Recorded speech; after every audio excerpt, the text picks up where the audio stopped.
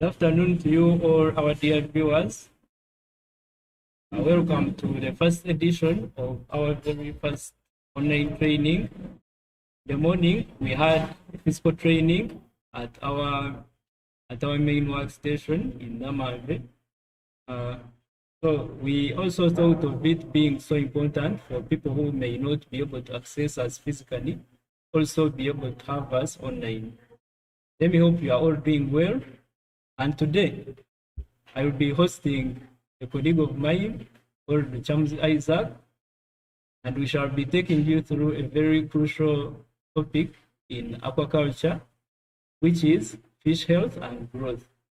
For those who are already engaged in fish farming, you can typically tell that fish health is very important and crucial to the development and performance of your farm.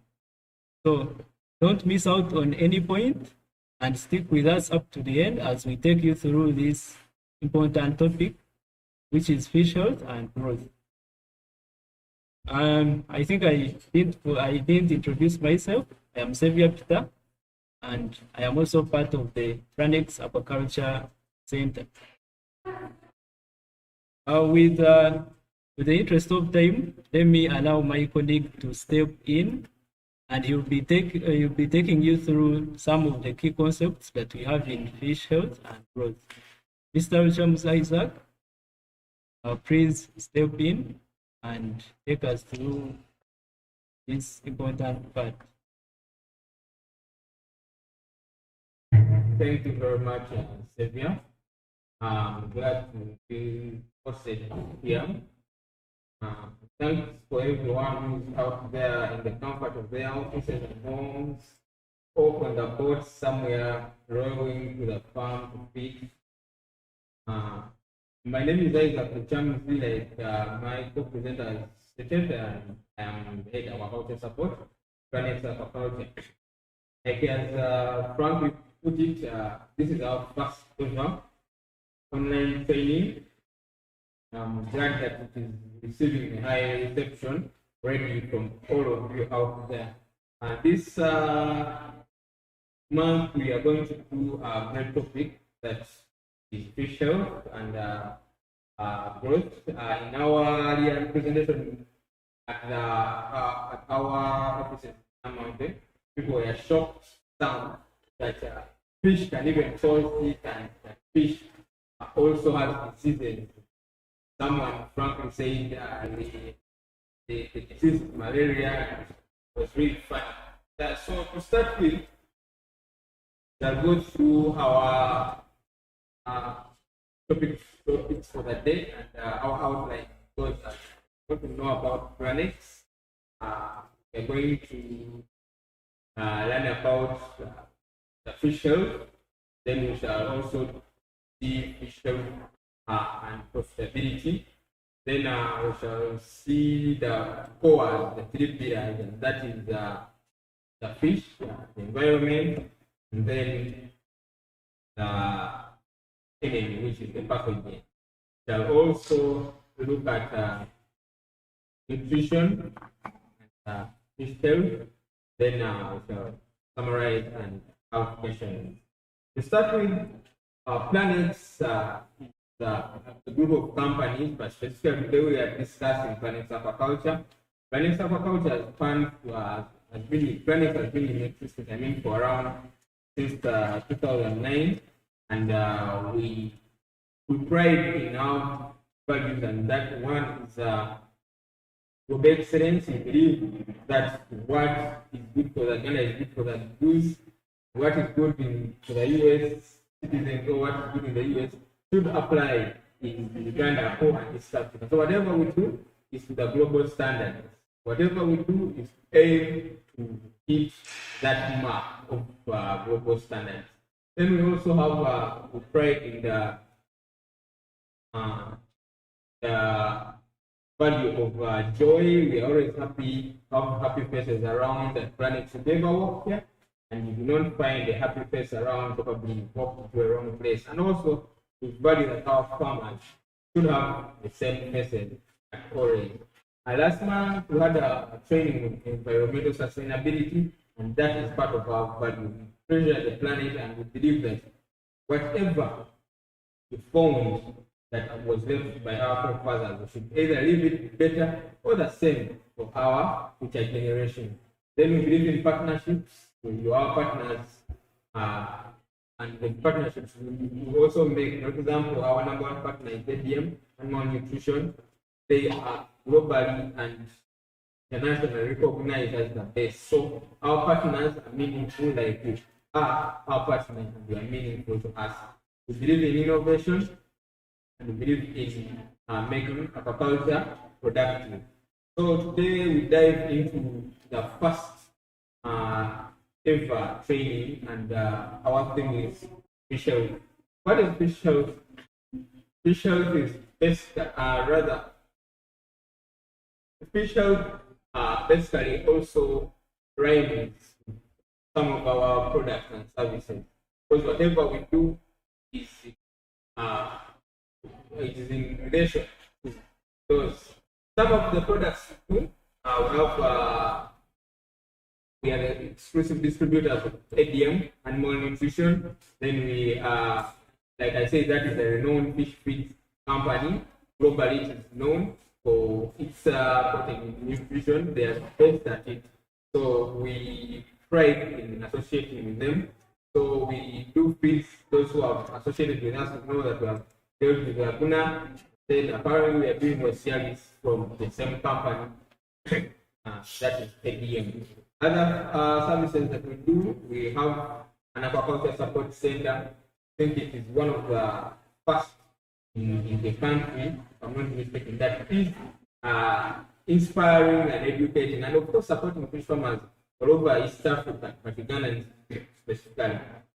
There, we're doing a lot of coaching, have a help desk where you are farmers calling, and we give you tailored solutions to those problems that you front to us.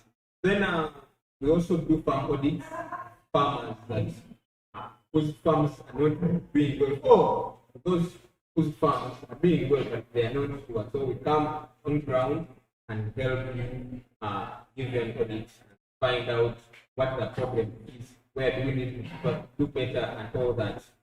We also do training separately, like the physical one we had in the morning, but also that online training like this one.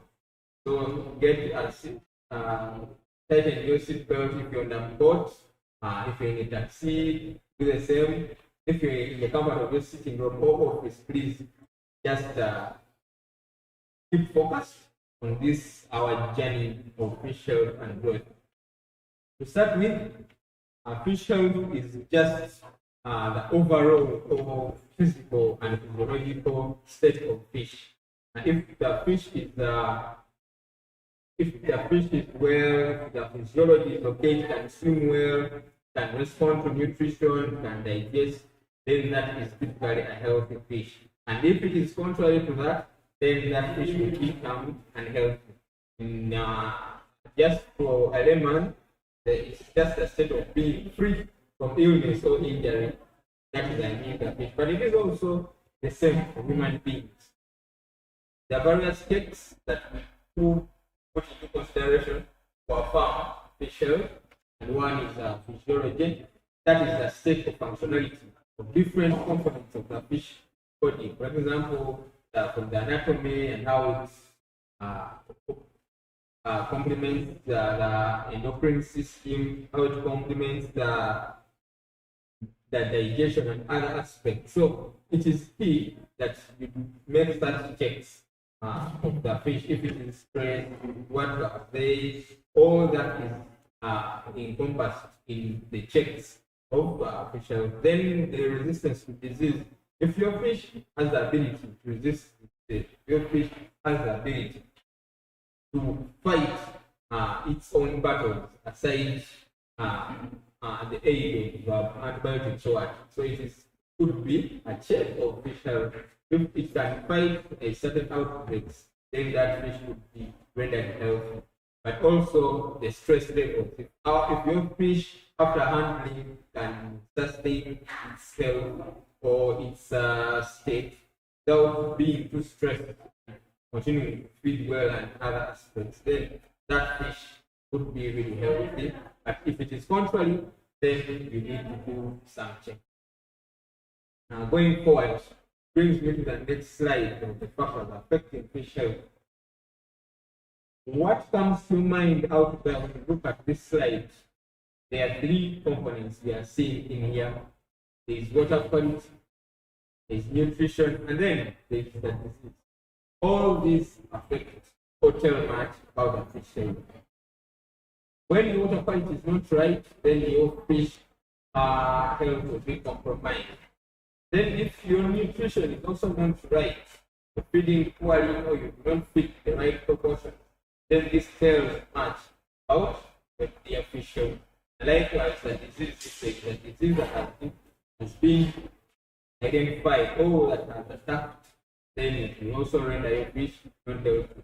Not forgetting that the size of our slide and our slide, you can see fish, rather water quality taking on a big proportion of everything, meaning that most of the effect caused on fish health is from the water quality, and then followed by nutrition. And then disease is small because it is just at home, only comes into existence if the others are compromised, as we shall see along our slides as we proceed.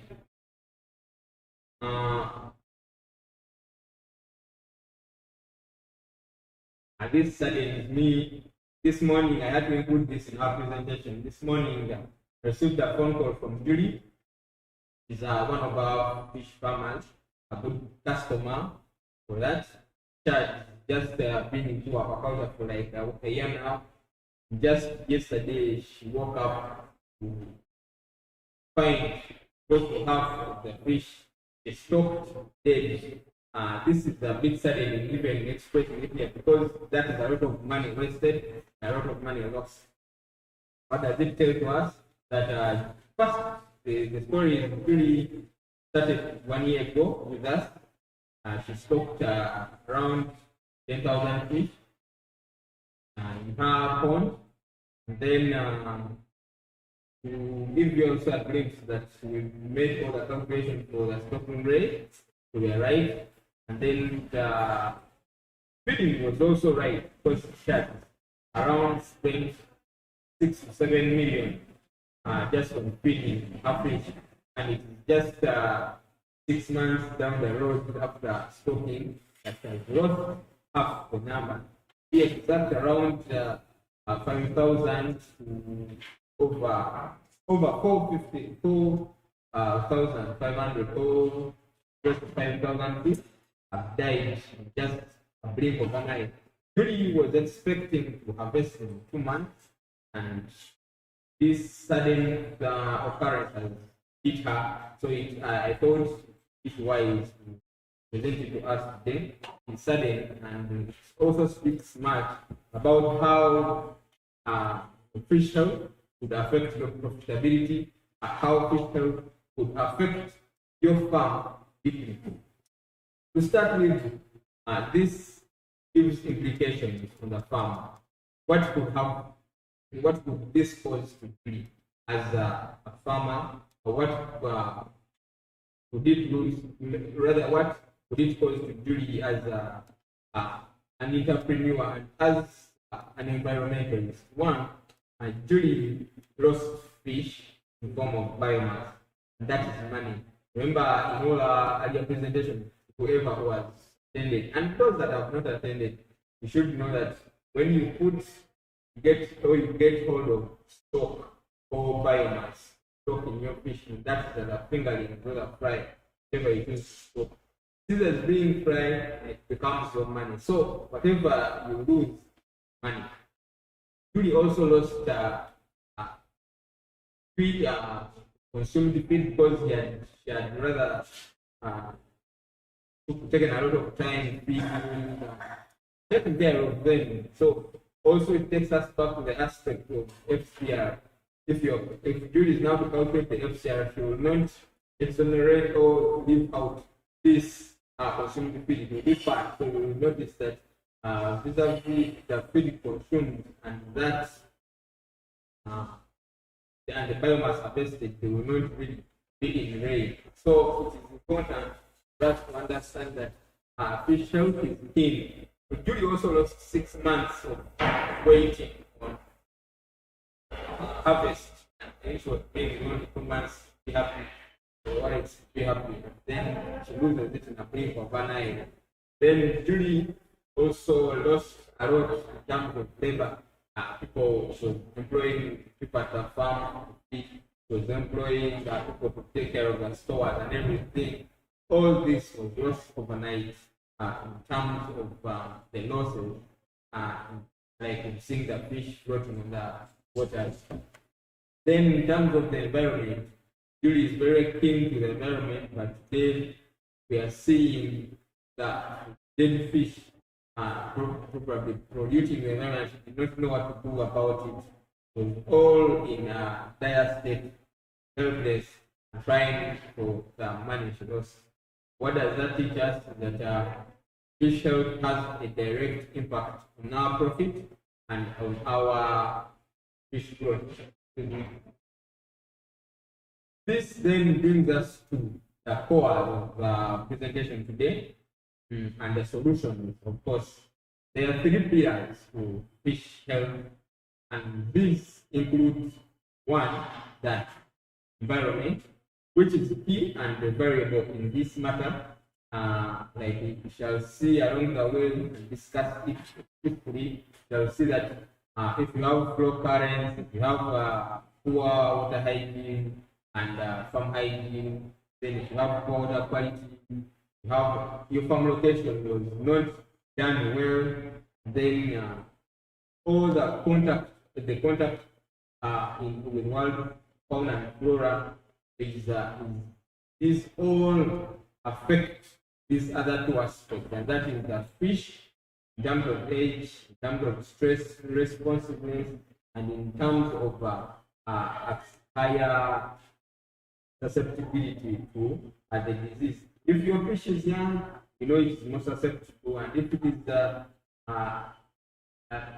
of a species that like tilapia or carps, will even be more prone to the disease. And then the enemy only smiles. So it is funny to say that if you compromise the environment to make the pathogen, which is the enemy, happy, only make your fish sad. Then if your fish is sad, not really happy, then this affects you consequently. It affects your fish, it affects your money, it affects you deeply in the pocket. So please, like you can see on our slide, if all the 3 are compromised, then it is only then that the disease was certain. At this point, I'll invite my colleague Sylvia to take us through the first pillar of fish health. Thank you very much, Isaac. As I said, I'm so delighted to be hosting you here, our beloved farmers. And some piece of reminder, those of you who are online, please keep your comments and any questions coming through. We shall have some time to respond on your questions at the end of the presentation. So feel free to keep your comments coming through. To start with, I will discuss for you the first 2 pillars of fish health, and among which is the most crucial and one which you should always make sure that you have optimized. The first pillar you will discuss is fish. Fish, in this concept of fish health, is the host whereby the pathogen will always come to attack your fish. Then the next pillar you will discuss is the environment, because the environment is where you stock your fish, is where your fish are cultured.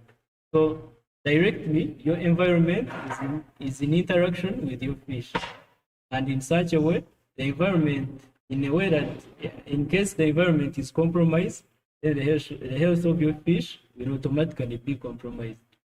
Some of the main or key factors that you should always have in mind whenever you're focusing on fish.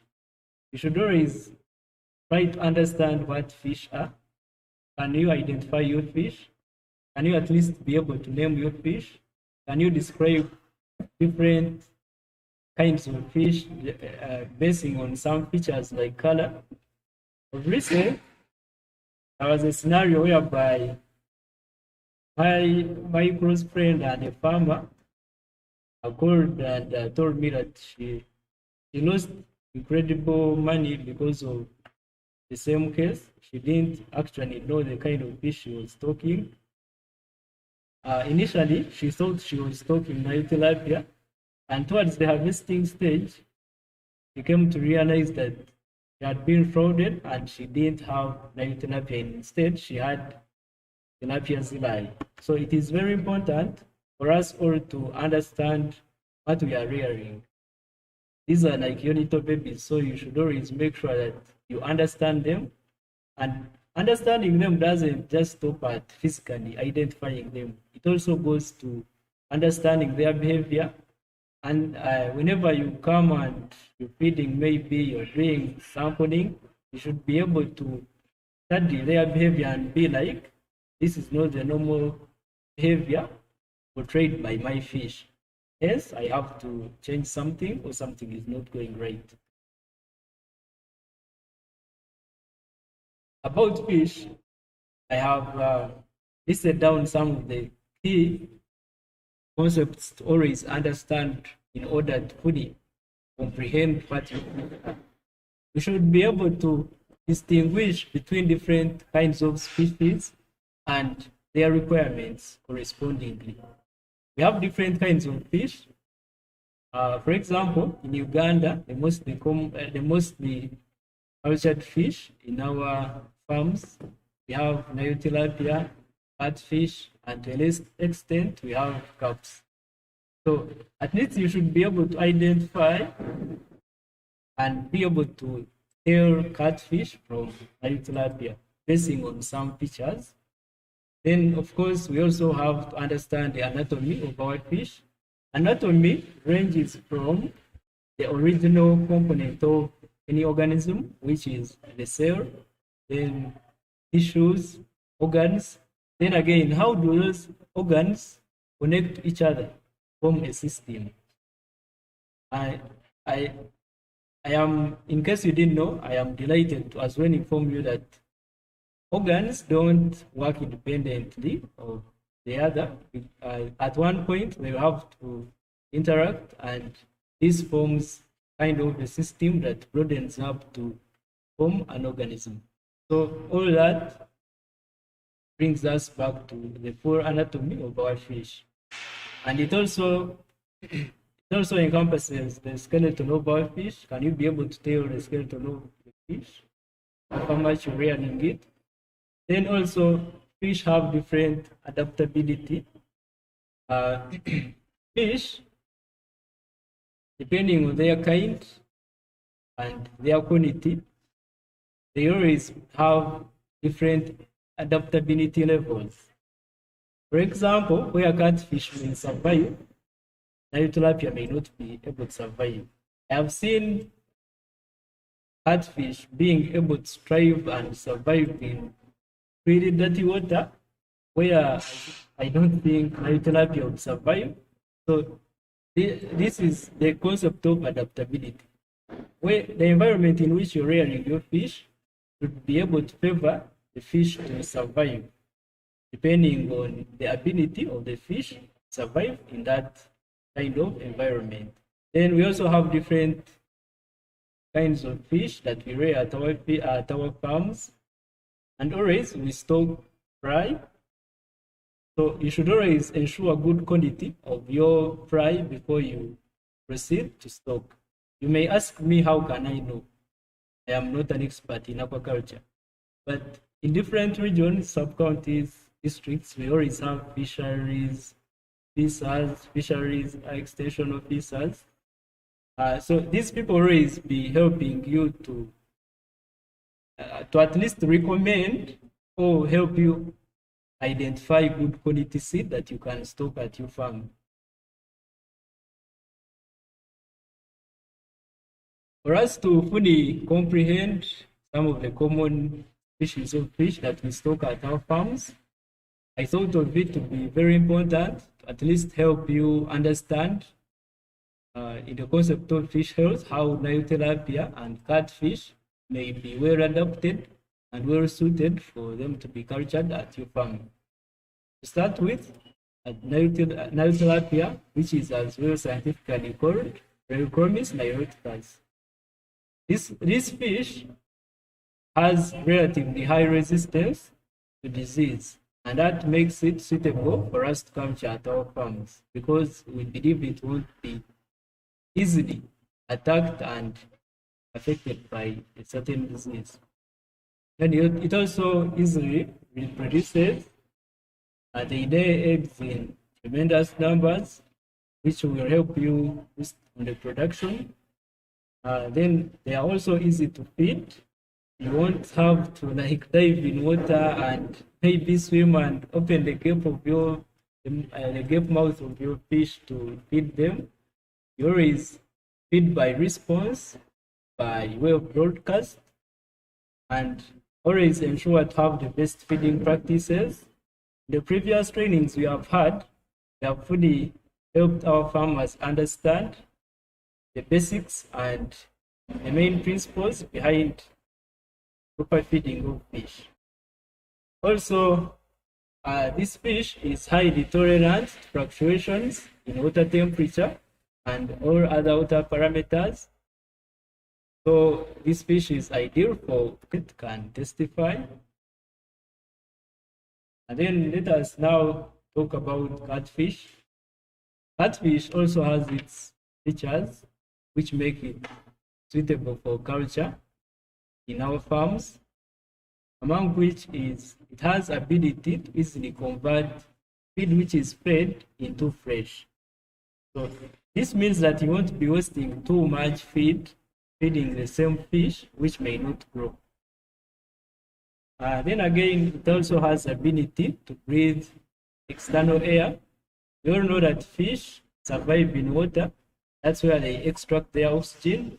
But in a case whereby you like transferring your fish and it happens to deviations in normal water quality conditions, so that makes it hardy and ideal for culture. Then it also has high survival rates. If you stock a certain number of fish, which are catfish, I don't expect them to like die out in huge numbers. In such a way, you'll be able to harvest a number which is at least close to your to the number that you stocked. Then catfish can also be cultured along with other kinds of fish, for example, Nile tilapia. Then also this fish has good quality fresh, which is ideal for fish consumers. And obviously, after harvesting your fish, you always want to send it out. And your fish is of good fresh quality, it will always be having ready market. Then a catfish also has high protein level as compared to lipid content. Allow me to take you through some of the effects of stress on fish. In our diagram here, we have pathogens, we have stressed fish, and the summation of a pathogen, which is the enemy, and the stressed fish, we shall have a sick fish. And it's not by mistake that I noted down a stressed fish. No, it is on purpose. I don't expect fish which is free of stress to easily be compromised by pathogen. And above, we have some of the key stressors that always compromise the immunity and the internal systems which help the fish fight disease. Among which we have temperature shock. Different kinds of fish have different optimal ranges of temperature in which they perform well. So you should always maintain your water temperature at ideal temperatures to favor the growth of your fish in the farm. Then we also have physical injuries. Physical injuries can be entry points for diseases. no, sorry, not for diseases, for pathogens, which obviously cause diseases. So you should always make sure that these these fresh openings are not existing on the skin of your fish. Then handling, you should always ensure proper handling of your fish during sampling, during transfer. Then we also have pollutants which may exist in our culture water. Then you should always maintain carbon dioxide levels as low as you can, not going beyond 20. Then ammonia levels should always be kept as low as 0. Then hydrogen sulfide. Then we also have poor diet. My colleague Isaac talked about nutrition, so you should always ensure good nutrition being available to your fish. It will help the fish fight against disease. This fish, however much it is naturally resistant to disease, if it is not given the right nutrients in their right amounts, its nutrition may not be boosted enough for it to be able to generate natural inhibitors to catching disease. Then parasites can also be carriers of disease, so you should always make sure that your fish is not be exposed to parasites which carry germs. Then obviously crowding of your fish is not recommended at all. You should always make sure that you observe the right stocking density depending on the size of your culture unit. Then we have some causes of stress, which we can break down into two aspects. That is management and depending on the environment. What are some of the management practices that may result into stress, which pre-exposes our fish to disease? These include overcrowding. I have previously talked about ensuring proper the right stocking density for a certain culture unit. So for that, you have to always observe. You should ensure that depending on the size of your culture unit, you stock the right number of fish in order not to overcrowd stocking the culture unit. And then underfeeding or overfeeding is also disastrous for your fish. Let me go by overfeeding. Overfeeding, if you overfeed, some of the feed obviously won't be consumed by your fish. And you know what happens after it? Your culture water or enough oxygen for good survival of your fish. So overfeeding, if you overfeed thinking that if your fish overeats, it will overgrow, that concept is completely wrong. So in this way, you have to always apply the right feeding practices, and we have always told you about the right feeding practices. Simple tip is always feed by response. Then also always maintain proper handling of your fish, because poor or constant handling of your fish will cause stress to your fish, and we know the result of stress. It pre-exposes our fish to disease. Then always, some people always do too much of transfers time after time, which is not really recommended. If it is not so vital for you to transfer your fish from a certain pond to another, then I wouldn't advise you to do it, because it will stress your fish and pre-expose it to disease-causing agents. Then about the environment, what are some of the environmental related things that may cause stress to the fish? Water quality, which is obviously key, because your water is the immediate neighbor of your fish, and anything that affects the water quality of your farm or of your culture unit, let's say it's a pond or tank, will directly affect your fish.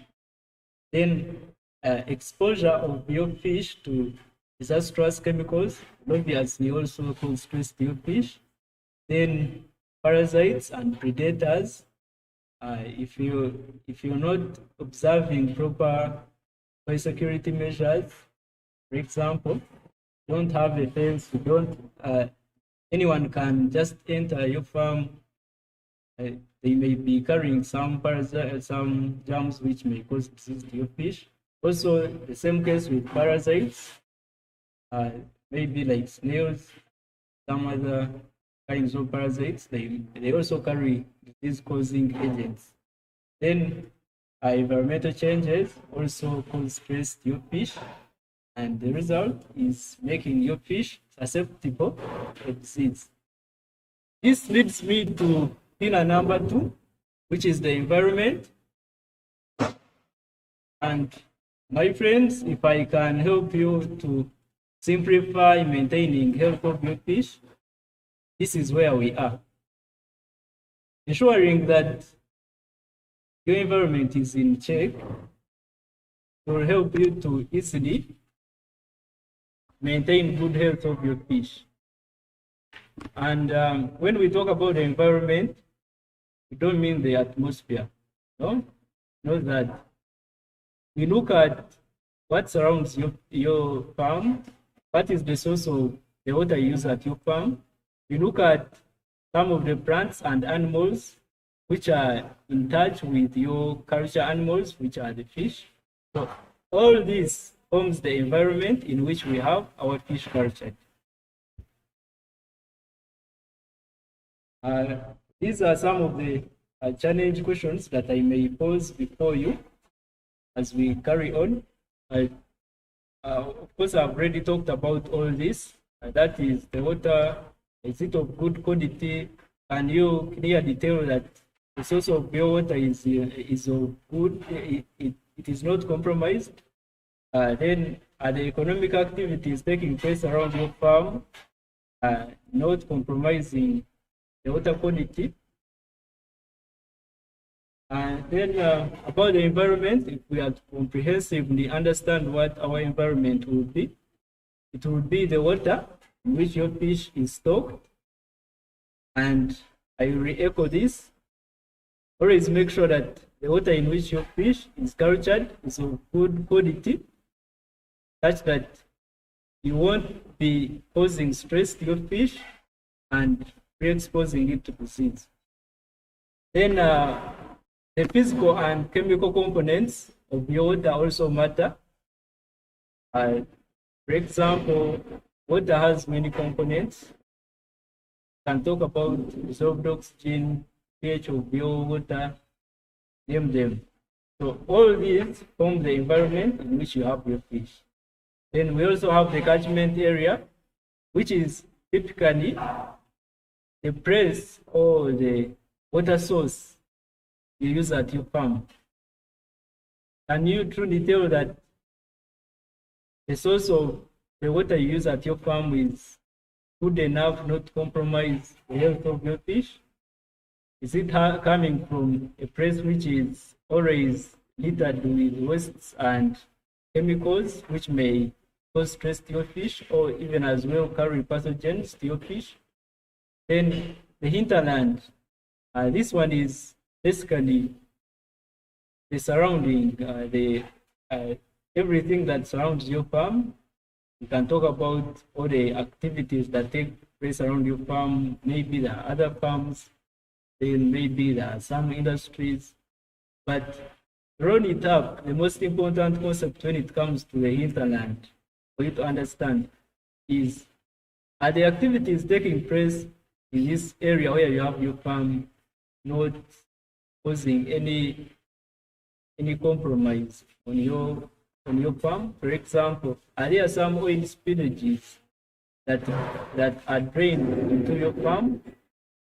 So you should always take note of all that, and it's important for you to do a feasibility study to ensure that the location of your farm and its environment will be ideal for good performance of your farm. And these are some of the key effects the environment will have on the fish health, among which we have the quality of the water in which you're culturing your fish. You have to ensure that your water is always maintained at optimal ranges to favor the growth of your fish. If it's oxygen, you make sure that the fish can always be supplied with a stable and constant supply of oxygen. Then all other parameters should always be kept at optimal ranges. Then the climatic changes, here we can talk about drought, then a breakover pattern. The climate have an impact on the status of your fish. So you should always keep that in mind. Then the predators or parasites, we have already talked about this as some of the key carriers of disease-causing agents. So you should always ensure that your fish are free from predators and parasites which may be carrying disease-causing agents. And again, you should also have in mind that there is constant competition in the natural environment. The natural environment I'm talking about right now, the immediate one, is water. The water in which you're culturing your fish, not only containing the fish that you stock, it also has some other organisms which are coexisting with your fish. So in case of competition, you always want your fish to be a step ahead of any other organisms with which they share resources. Then these are some of the key water indicators that will ensure that your water in which you're culturing your fish is of good quality. The temperature, for example, should always be kept in the range of 26 to 32 degrees Celsius. Of recent, I just a group of farmers I was training tell me how often they do check for the ranges in which different parameters of water are. And by this brief, these people never do it actually. And this is so dangerous because you never get to know when the temperature is out of range. You never get to know when the levels of oxygen are not enough for your fish. And then to proceed, those oxygen levels should always be maintained, not below 5, so it should always be like 5, 7. Then the pH should always be kept in the constant range of 6.5 to 8.5.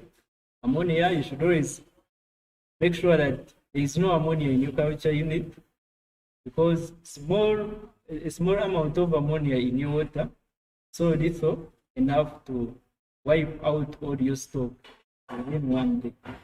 So if the amount of ammonia in your fish increases tremendously, you may lose your fish. Then carbon dioxide levels should always be kept as low as below 20 milligrams per liter. Then chlorine should never exist in your water in which you're culturing your fish. So a combination of all these indicators will help you have the quantity of your water in your fingertips. And in a way, you'll be controlling, you'll be having a great control over the status of your fish. Then as we proceed, allow me at this point to invite Mr. Isaac to carry on and take you through the next pillar issue. Sir, you're welcome. Thank you very much, Cynthia, for detailed explanation of the two pillars. Like I said initially, we discussed the triad. The environment is always at the top because it is what controls the rest. You do not have control over the fish DNA, you do not have control over the pathogen because it is free living and existing within the environment. And like you said, the pathogen, it is endemic in those areas and it is always living there and probably in the fish, as long as the fish is not stressed. It is also important for us to note and identify that pillar number 3, who I usually call the enemies, will only and only and always P, let's say, if P1 and P2 are compromised. Takes me to the presentation we just had this morning, where I asked them, or I asked people if they really know any fish disease, and no one did know that fish even catches disease. So it brings me to the same question here: can we identify the enemy? And do we know who the enemy is? Do we know that our fish fall sick? Do we know which diseases attack our fish? And do we know, or can we identify any foreign organism or foreign object in the fish? Do we know or how to handle the infected or infested fish? All these and others that are left out add and answer very many key questions of fish health. It is important that we understand, one, like we started, know your fish. If you know that the head, the trunk, and the tail region look like this, so it will be easy for you to know that this is a foreign material, this is a foreign object in it. My fish probably has been eroded of its sail. But if you do not know the state in which the trunk should look like, the head should look like, or the gills, will be hard for you to, one, diagnose or even identify the changes. It is this point that I present to you the three notorious causative agents or pathogens fish. These are not any way different from those that affect human beings. So number one is the virus, and then you have the bacteria, and then the protozoa. It is important for us to understand that the virulence or the activity of these different. When you look at the virus, it is too deadly as compared to the rest. Why? Because just as in humans, when you attack by a virus, it's rare that we find a treatment. Usually, in viral infection or diseases, we treat the symptoms. So this is not different in fish. In fish, we have viral infection or diseases also, and then we have bacterial ones also. But it is also important, if you are seeing at the experiment, note that these do not times carry themselves. They are opportunistic and live around. Some are asymptomatic. They will be with us until our bodies are compromised. By us, I mean the fish or tilapia or catfish, whatever fish it is. So, like my co-presenter has stated, it is already the environment that ruins everything. If we keep everything in check in the environment, that is water quality, nutrition, then it is rare that the disease will manifest. I have to echo this, that these viruses, these viruses, bacteria and protozoa, are freely living in our water system. They are freely living in our system, because anyway, this is where they live.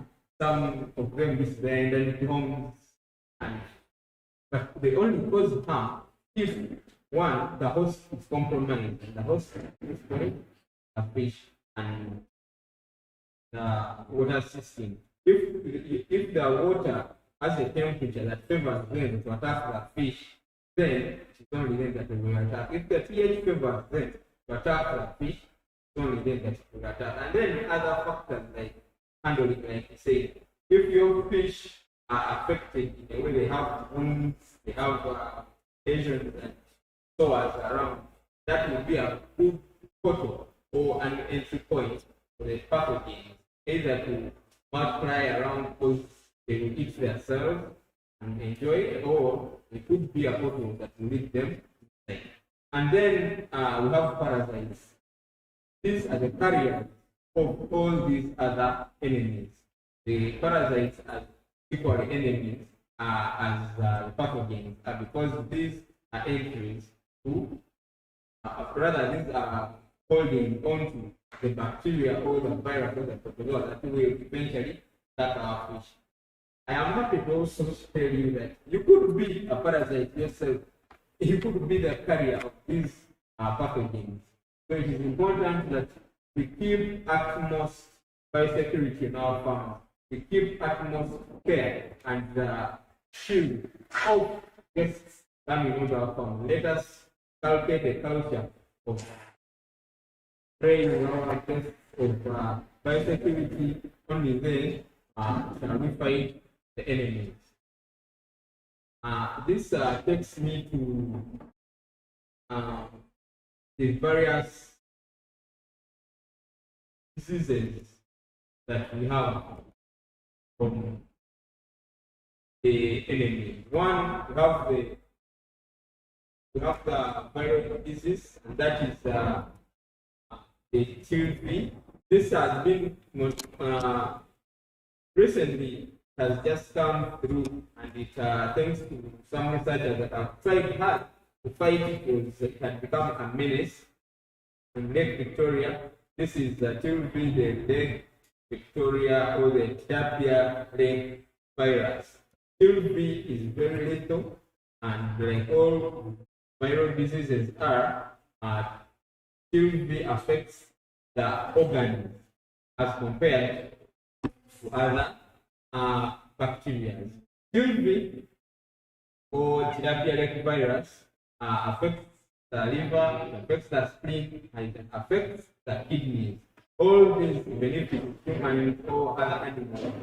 Then there are such a disease attacks, then you worry or you get scared.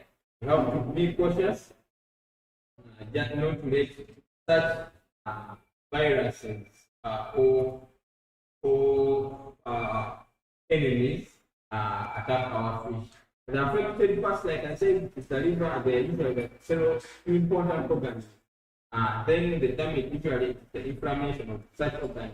And to make matters worse, the only way we can identify such is through post-mortem. That means either kill the fish or the fish has died.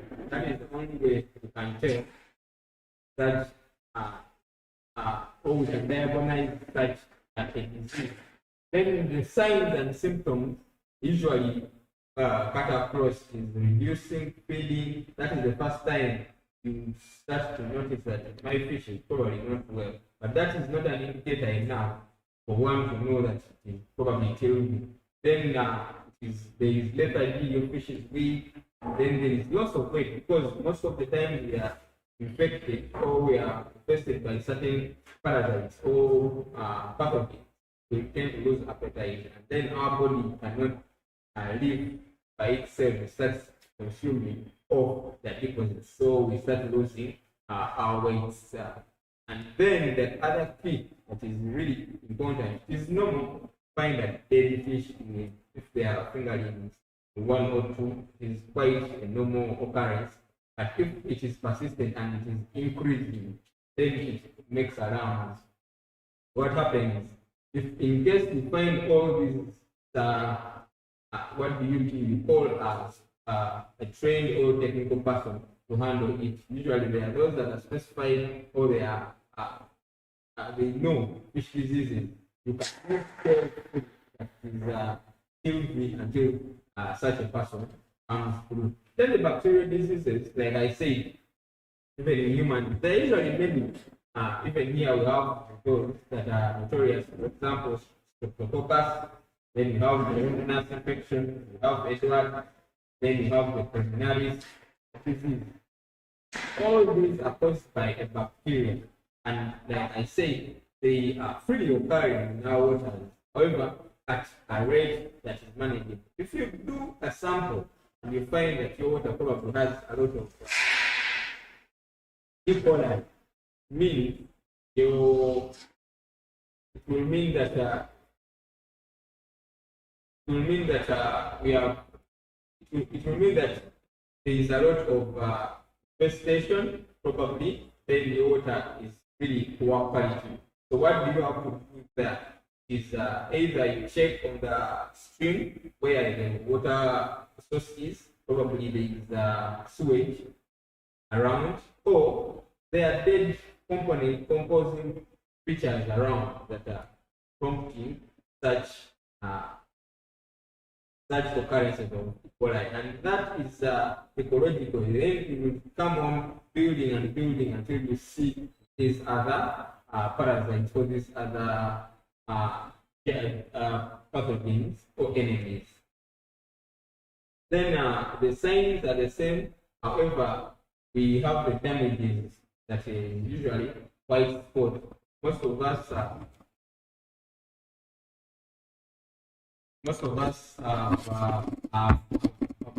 being affected and usually do not know.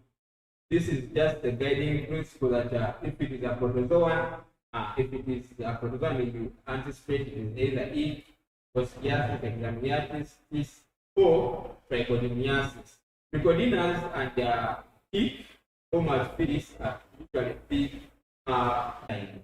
Then signs and symptoms, there is rapid breathing because there is an effect on the gills. Then there is an effect on the skin. That means the fish will be flashing around. Economically, because this have economic importance.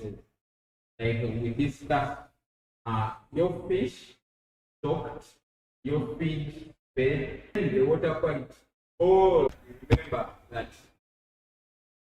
fish farming equals the 5 pillars, like we discussed in previous presentations. Of course, to those that have attended or to those that have been part, we discussed them being the fish itself, like we have seen, even in fish health. We discussed water quality, like we have seen water in the fish health. We discussed feed, like we are about to discuss fish health and nutrition. Then we discussed, of course, the structuring. Then we discussed it. It is important that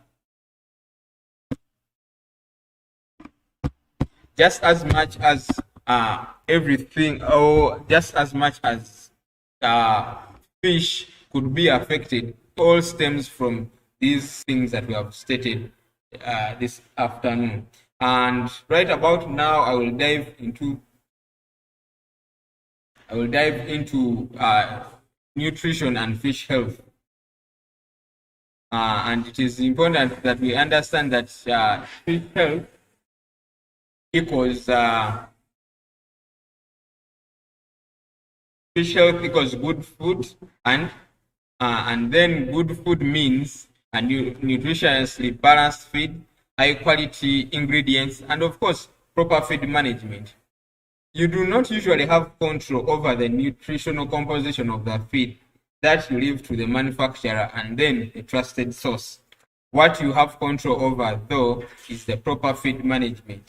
If you do not feed the right amounts, if you do not feed the right way, if you do not, of course, feed properly at the right time and the right size of the feed, that affects your fish health. That affects it in a way of growth, that affects it in a way of reproduction, and of course, disease resistance. This virtually means that overall, the vitality of your fish will be low. So you can only tell that the fish health is good only when your fish is growing, your fish is reproducing well, and it is disease resistant. Like I said, you can only tell that it is a good feed if it is nutritionally balanced and also of high quality ingredients. Remember that the other aspect, it is yours to handle. That is proper feed management. You can always go back to our website to check out and read our blogs about feed and feeding management. You can also go there to check on the other our former blogs on water quality, on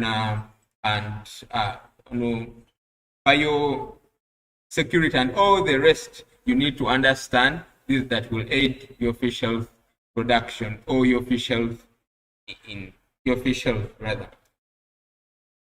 So at this point, usually when we discuss feed and we discuss animal fish nutrition, we tend to isolate other things. For example, the effects of bad nutrition. We only look at the good things about feeding, and where we talk about growth, we talk about the reproduction, we talk about the FCR and what.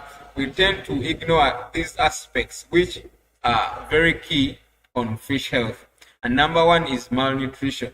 Just like human beings get kwashiorkor when they miss certain nutritional compositions or certain aspects in nutrition, so does fish. Then if you poorly feed your fish really, then it is prone to obesity.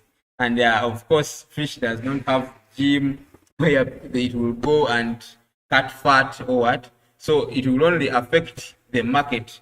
And then of course, through, if they do not die because of the fat, then they will not fetch the required money at the market. One, because of the changing consumer priorities these days. People love eating healthy. So if you are selling fish that is obese, trust me, no one will have will buy fatty fish. So it is important that you do not overfeed, because if you overfeed, your fish will accumulate a lot of fat. And then even if you're feeding the right, feed the right feed and not a feed that will not be used. Our bodies and the fish bodies are built in a way that if it is excess feed, it will always be converted into fat for further use or future use to break it down into energy. Remember glycogenesis and then other processes. Then nutrient deficiencies. Our bodies run on different aspects. If you lack a certain nutrient, or if you lack a certain vitamin or mineral, then something somewhere your fish will be affected. That is where we find cases of scoliosis. When the fish has bent, probably it is lacking certain nutrients or certain minerals and it starts bending the bones. Find it is around a semicircle. So that is really very terrible. Then digestive disorders, just like in humans, if you feed badly, then you will get bloated. Also, fish gets bloated, and if it does, it will either die or it will also not grow. It will be stressed, and this affects you as a farmer, because by the more the time they take fish without eating, the more the time the fish takes stressed, it affects your pockets, because your fish will not grow that the time you need it. And then lastly, it is metabolic disorders, which is encompassed in all the other aspects discussed. Then other effects of bad feed. These ones affect you directly. At least the others were affecting the fish. These are affecting you in a way. High cost of feeding. If you do not feed well, that brings me to the aspect of FCR. When you feed your fish on feed that is not properly balanced, then it means you'll probably incur high cost feeding compared to someone who's feeding really well. Also, it means if you do not feed really well, your feed will be stressed, and eventually it will take a long time to grow, and all this costs you highly. That leads to economic losses. Like, for example, Julie, like we discussed prior in the presentation, Julie was hit, and then she hit a snag, if I may call it. She woke up with all the fish dead. This means that Julie is making losses. This means Julie is not happy. She lost money of the mortalities she incurred. And this is very sad for a farmer. Then also frequent diseases, like we saw. If you do not feed right, then your water quality will be compromised. It will eventually stress the fish, and of course the opportunistic enemies, those are the bacteria or the pathogens, are around to attack your fish. Remember what Xavier took us through. Xavier showed us the pathogens are there, but only when the fish is stressed will the disease set in, or will the fish be affected? So let us keep into practice of having our fish fed well, not to antagonize the or pollute the waters, because that is very key, and then to increase our our production cycles. I gave an example in the morning that if you have poor quality feed, then this will mean that you will not even still fetch the same revenue as you could have. At this point, I would like to check with you if you had any questions, so that we could find solutions for them. And in case of any other questions that probably we could not address here, please make our social medias really active by sending in your questions. We are on Twitter, we are on Facebook, we are also on YouTube, like we are here today, and also on Instagram. So feel free to always one to follow us and to subscribe, but also to send in your questions all the time. Thank you. We are around to answer the questions. At this point, I'll call Xavier to join us.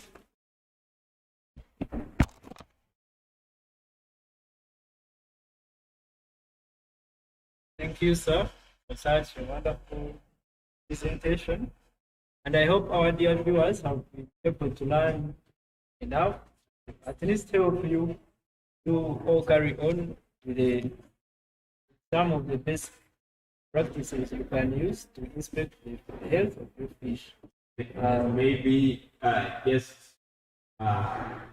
as a reminder, it's only important that they understand that it's always the environment that is variable, but there are other two aspects, and that is the enemy and the fish are usually constant. So it is important that you take good caution of your water quality and the nutrition. Remember in the morning when we discussed, many people ask, what is fish health and growth? We have not talked about growth. It's also a reminder that if your fish is healthy, then it will be growing. So all this is sandwiched, all the growth is sandwiched in health. And like I said in the morning, and you can also remind me, sir, is fish health. I would call it the thread that holds our farms together. If your fish is compromised compromised, then trust me, they will not eat, they will not grow, then you will not reap what you really need to reap. Yeah, that's right. To sum up what we have discussed also, I always say this, and it is so obvious. You won't transfer your own immunity to the immune system of your fish. So what will you do? It's so simple. Make sure that you maintain good water quality, because it is the immediate neighbor of your fish, and it is the neighbor which has the pathogens.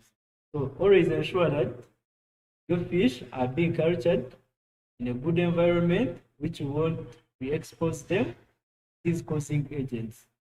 By controlling the water quality and a good environment, you'll be able to indirectly control the health of the fish.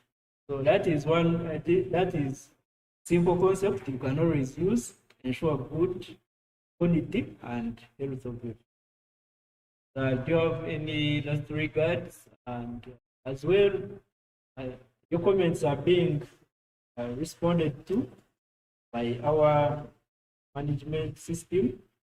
We have a person responding to you, and we are as well here to respond to any other questions that are coming through. But as the Aniaron said, you keep those questions coming through. We have our social media platforms through which you can access us. Our website is always on 24/7. You can always access it easily at Planex Aquaculture, so that you won't be troubled in any way as far as aquaculture is concerned. We are here to help you, and we do this with a lot of vigor and happiness. We always want to see our dear farmers prosper and increase the profitability of their farms. So I hope you have final regards for our dear viewers.